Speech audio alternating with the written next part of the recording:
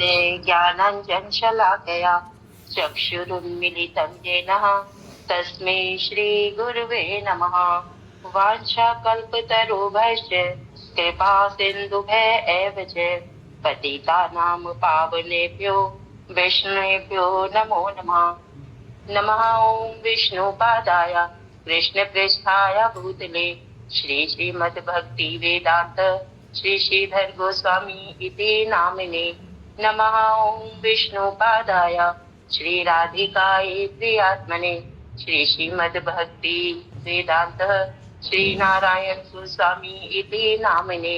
नमः ॐ गुरुदेवाय धीमते सौम्य मूर्तये श्रीमद्भक्ति श्री रूप सिद्धांति पर भय श्री परमात्मने गुरुवे गौरचंद्राय श्री राधिकाय तदालय कृष्णाय कृष्ण भक्ताय तद्भक्ताय नमो नमः। जय श्री कृष्ण चैतन्य प्रभु नित्यानंद श्री अद्वैत गदाधर श्रीवासादि गौर भक्त वृंद। हरे कृष्ण कृष्ण कृष्ण हरे हरे हरे राम राम राम हरे हरे।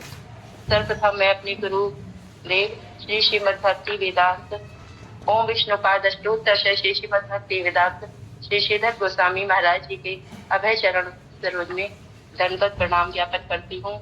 उसके पश्चात मैं अपने परम गुरुदेव श्री श्रीमद्भक्ति श्री रूप सिद्धांति गोस्वामी महाराज जी के अभय चरण कमलों में और तत्पश्चात अपने परम गुरुदेव ओम विष्णुपाद अष्टोत्तर श्री श्रीमद्भक्ति वेदांत श्री नारायण गोस्वामी जी महाराज जी के चरणों में दंडवत प्रणाम करती हूँ। तत्पश्चात अपने शिक्षा गुरु श्रीमती मंजरी दीदी के चरण कमलों में दंडवत प्रणाम ज्ञापन करती हूँ और सभी वैष्णवियों को मेरा यथा योग्य दंडवत प्रणाम। वे जो महाप्रभु सब पतितों पर जो कृपा कर रहे हैं उसमें अब है पठानों पर कि महाप्रभु ने किस प्रकार से कृपा की। बलभद्र भट्टाचार्य लोगों की भीड़ से तंग आ चुके थे और इसके अतिरिक्त महाप्रभु कभी कभी आविष्ट होकर यमुना में छलांग लगा देते थे। उस समय वे बहुत कष्ट से प्रभु को बाहर निकालते थे। अतः वे विचार करने लगे कि यदि कभी प्रभु अकेले रहते समय आविष्ट होकर यमुना में छलांग लगा देंगे तो अनर्थ हो जाएगा। इसीलिए उन्होंने प्रभु को वृंदावन से जगन्नाथपुरी लौटा ले जाने का विचार किया और प्रभु से वापस चलने की प्रार्थना की।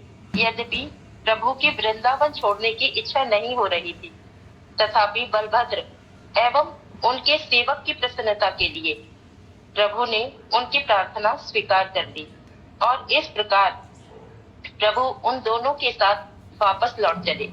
वापस जाते समय मार्ग में एक स्थान पर एक गोप बालक वंशी बजा रहा था और वंशी की ध्वनि सुनते ही प्रभु मूर्छित हो गए और उनके मुख से झाग निकलने लगा।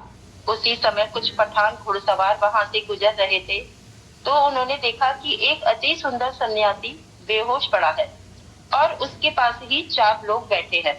यह देखकर उन पठानों ने समझा कि ये चारों डकैत हैं और इन्होंने इस सुंदर सन्यासी का धन हरण कर लिया है और इसको विष खिला दिया है, इसीलिए इसके मुख से झाग निकल रहा है।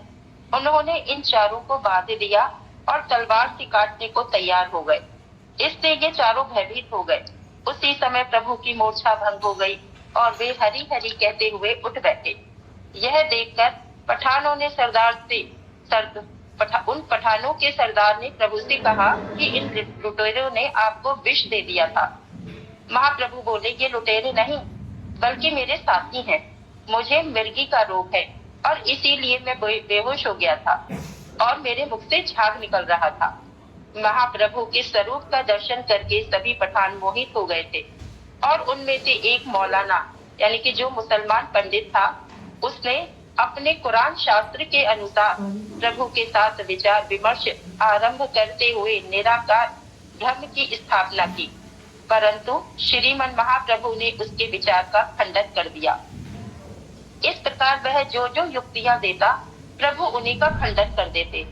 इस प्रकार अंत में उनका मुख बंद हो गया और वह कहने लगा, हे सन्यासी महाशय, मुझे तो ऐसा लगता है कि आप स्वयं खुदा हैं, अतः मुझ अधम पर कृपा कीजिए। कृष्ण कृष्ण कहकर वह प्रभु के श्री चरणों में गिर पड़ा और महाप्रभु बोले, उठो उठो, तुम्हारे मुख से कृष्ण नाम निकला है, अतः तुम्हारे समस्त पाप नष्ट हो गए हैं। आज से तुम्हारा नाम रामदास हो गया है। और उनमें ही एक कम उम्र का पठान भी था, उसका नाम बिजली खान था। वह राजकुमार था और सभी पठान उसके सेवक थे। वह भी कृष्ण कृष्ण कहते हुए प्रभु के चरणों में गिर पड़ा और उन सब पर कृपा करके प्रभु आगे चल पड़े। इस प्रकार प्रभु का दर्शन करके उन सब का चित्त बदल गया और अब वे सभी पठान वैरागी हो गए थे।